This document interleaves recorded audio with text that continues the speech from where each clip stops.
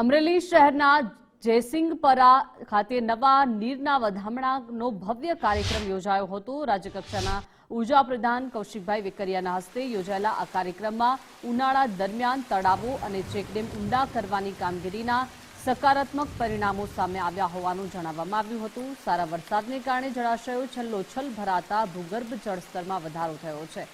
पर्यावरण संरक्षण ने वेग आपवा माटे अमरेली शहर में 13,000 અને समग्र विधानसभा विस्तार में 51,000 वृक्षों वावવાનો संकल्प लेवामां आव्यो छे।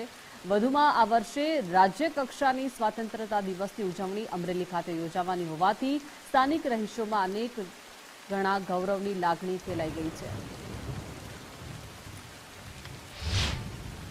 સિંહપરાના સૌ રહેવાસીઓ સાથે નીરના વધામણા કર્યા। ખાસ કરીને રાજ્યના યશસ્વી મુખ્યમંત્રી આદરણીય ભૂપેન્દ્રભાઈ પટેલ સાહેબનો અને નાયબ મુખ્યમંત્રી આદરણીય હર્ષભાઈ સંઘવી સાહેબનો મારો આભાર માનવો પડે।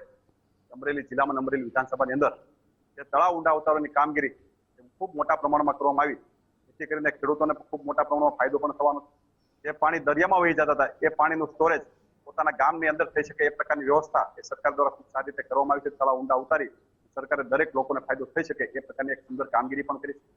સાથોસાથ મારે કહેતા ગૌરવ થાય કે અમરેલી જિલ્લાની અંદર આગામી 15મી ઓગસ્ટ રાજ્ય કક્ષાની ઉજવણી એ અમરેલી જિલ્લાના આંગણે થવાની છે।